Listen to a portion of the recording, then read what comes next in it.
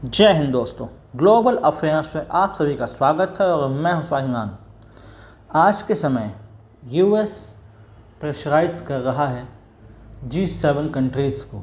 G7 countries ये वो countries हैं जो डेवलप्ड नेशंस हैं, इंडस्ट्रियलाइज्ड नेशंस हैं, जिसके ह्यूमन डेवलपमेंट इंडिकेटर्स बहुत हाई हैं, जहाँ लिविंग स्टैंडर्ड्स बहुत हाई हैं। उन्हें प्रेशराइज कर रहा है कि वो इंडिया और चाइना दोनों पर सैंक्शंस लगाए, क्योंकि ये दोनों देश रशियन ऑयल अभी भी खरीदते हैं। आप सभी को पता होगा यूएस ने हम पर 50% का सैंक्शंस लगा रखा है, क्योंकि हम रशियन ऑयल बाय कर रहे हैं। अभी भी चाइना पर अभी तक उसने कोई सैंक्शंस नहीं लगाया, ना ही कोई दूसरे देश ने ऐसी कोशिश की।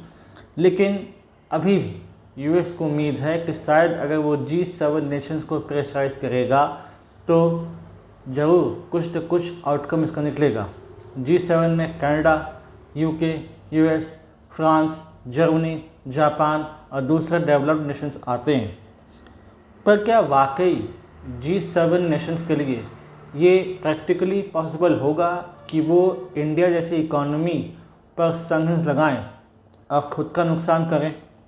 इनमें से ऐसे बहुत सारे देश हैं जिनका अच्छा खासा बायलैटरल ट्रेड है इंडिया के साथ, जिनका अच्छा खासा इकोनॉमिक एंगेजमेंट है इंडिया के साथ, अच्छा खासा वो पैसा बनाते हैं, उनकी इकोनॉमिक एक्टिविटीज़ स्मूथली रन करती है, फिर यूरोप हो, जापान हो या कोई और देश हो। तो ये बहुत लीस्ट पॉसिबल है कि ऑल ऑफ सडन ये फैसले लिया जाएगा। दरअसल G7 के फाइनेंस मिनिस्टर्स की मीटिंग हुई और इसे लीड किया यूएस के ट्रेजरी सेक्रेटरी स्कॉट बेसेंट ने। उन्होंने कहा कि समय आ गया है कि अब इंडिया और चाइना पर सैंक्शंस लगने चाहिए, टैरिफ लगने चाहिए, ताकि ये देश रशियन ऑयल बाय करना बंद कर दें। एक समय था जब यूएस और इंडिया काफ़ी क्लोज थे, वो भी ट्रम्प का रजीम था और ऐसा लग रहा था कि आने वाले समय में अच्छा खासा ट्रेड डील मटेरियलाइज हो जाएगा, दोनों देश काफ़ी क्लोज होंगे और होस्ट ऑफ सेक्टर्स में इंगेजमेंट होगा। लेकिन आज दोनों काफ़ी अलग थलग हैं। क्वाड्रिलेटरल सिक्योरिटी डायलॉग दोनों अलग हैं। G20 में साथ हैं लेकिन अलग हैं। तो ये G7 के लिए यहाँ पर सोचना होगा कि वो किसका साथ देता है, यूएस का या फिर खुद के हितों का।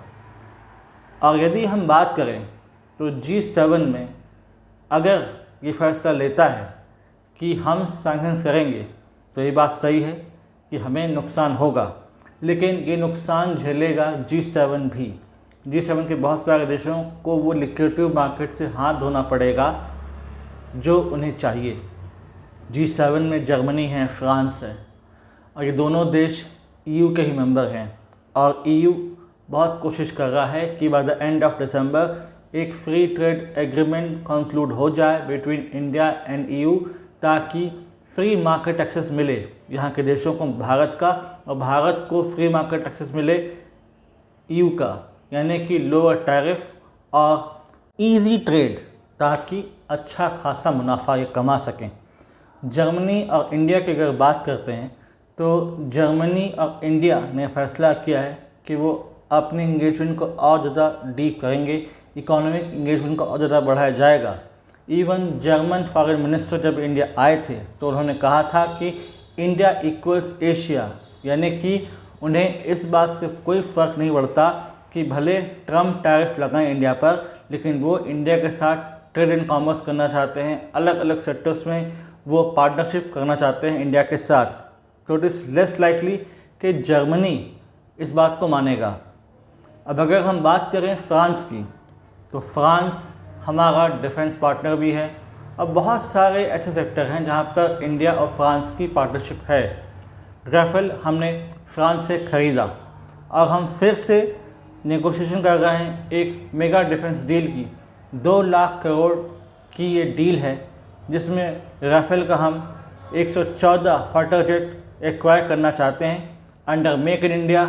इसके अंदर ये बनेंगे 60% इंडियन कंपोनेंट होगा, 40% फ्रेंच कंपोनेंट होगा, यानी कि shift towards defence make in India. Defence में इंडियन कंटेंट को बढ़ाया जाएगा ताकि हम अच्छा खासा डिफेंस इकोसिस्टम क्रिएट कर सकें। तो ऐसे मार्केट को छोड़ना या यूएस की बात को मानकर ऐसी गलती करना बेवकूफ़ी होगी। ये बात फ्रांस और जर्मनी दोनों जानते हैं। फ्रांस और जर्मनी यूरोप के दो बड़े इकॉनमी हैं, दो बड़े देश हैं। आमतौर पर ईयू उस हिसाब से चलता है कि जहाँ से फ्रांस और जर्मनी फैसला लेते हैं। कल को यदि ये मना कर दें, ये कम्प्लीटली डिनाई कर दें कि हमें नहीं लगाना सैंक्शंस, हमें कोई भी टैरिफ नहीं इम्पोज करना ऑन इंडिया, तो ऐसा नहीं होगा। और ईयू नहीं करेगा तो फिर G7 भी नहीं करेगा। और जब ये पता चलेगा कि ईयू इस बारे में न्यूट्रल है और ईयू को FTA कंक्लूड करना है, तो बाकी बचते देश हैं जैसे कि जापान है, यूके है, तो वो भी नहीं करेंगे। यूके तो कतई नहीं करेगा क्योंकि यूके ने हाल ही में इंडिया के साथ FTA कंक्लूड किया है। उससे तो इकोनॉमिक रिवाइवल की बहुत ज़्यादा ज़रूरत है। ईयू को छोड़ने के बाद, ब्रेग्जिट के बाद उसे मार्केट चाहिए था, उसे खुद की इकोनॉमी को रीस्टेब्लिश करना था, तो उसे मौका मिला कि उसने इंडिया के साथ FTA साइन किया। तो ऐसे में यूएस के प्रेशर में यदि ये फैसला लिया गया तो ये बहुत ज़्यादा ब्लंडर होगा। It will be political blunder. कोई भी देश हो, यूके हो, फ्रांस हो, जर्मनी हो, जापान हो, जापान हमारे साथ कई सेक्टर्स में साथ आ रहा है, चाहे वो हाई स्पीड रेलवे हो, सेमीकंडक्टर हो, स्पेस एक्सप्लोरेशन हो, एक्सेट्रा।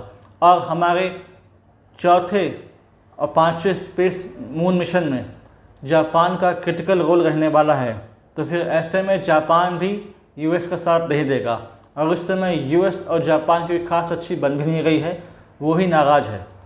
अब यदि वापस लौटे फ्रांस की तरफ, तो फ्रांस की बात करें तो फ्रांस में पॉलिटिकल कंडीशन अभी बहुत ज़्यादा फ्रेजाइल है।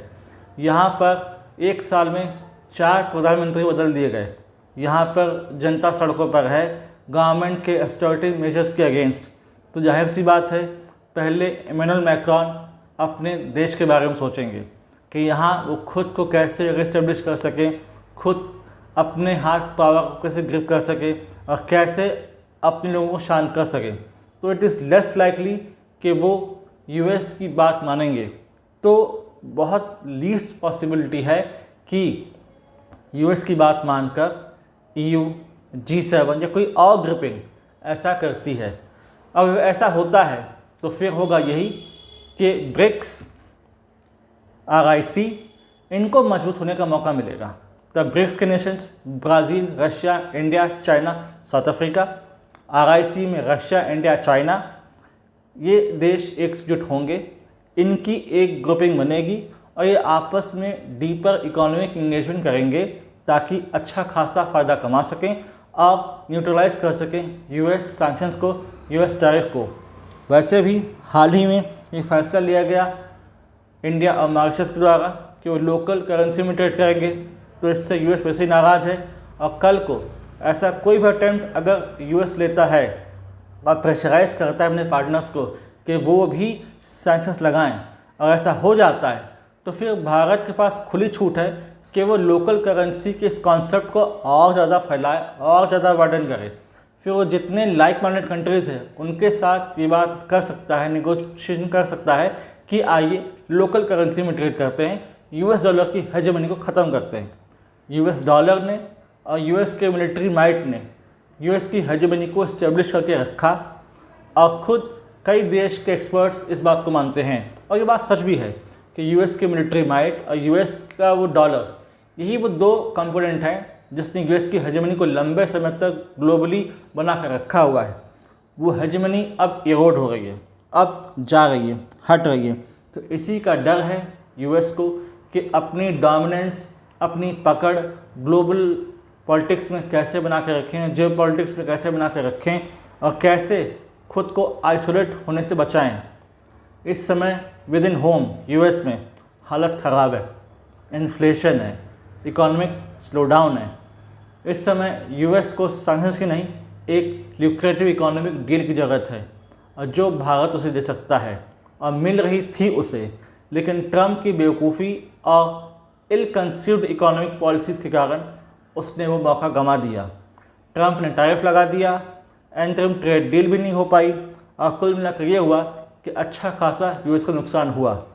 इन सब चीज़ों को सेंस करके ही G7 के देश फैसले लेंगे। उनको पता है कि यूएस का नुकसान हो रहा है तो अपना नुकसान तो नहीं करना चाहेंगे। तो it is less likely and it is least possibility कि यहाँ पर इंडिया पर सैंक्शंस लगने वाला है बाय G7, क्योंकि उन्हें पता है कि प्रैग्मेटिक अप्रोच से क्या फ़ायदा उन्हें हो सकता है rather than under the pressure of USA। तो इस संबंध में कुछ अपडेट होती है जो कि वाइटल है, मैं आप लोगों के लिए एक अपडेटेड वीडियो लेकर आऊँगा ताकि आप लोग और ज़्यादा एनलाइटन हो सके in this regard. Till then do like, share, subscribe channel, widely spread this video for the knowledge of people. यदि आप हमसे जुड़ना चाहते हैं तो आप इंस्टाग्राम, टेलीग्राम के थ्रू जुड़ सकते हैं। इसका लिंक डिस्क्रिप्शन में है, आप जाइए इसे ज्वाइन कीजिए। Thanks for watching. जय हिंद, जय भारत।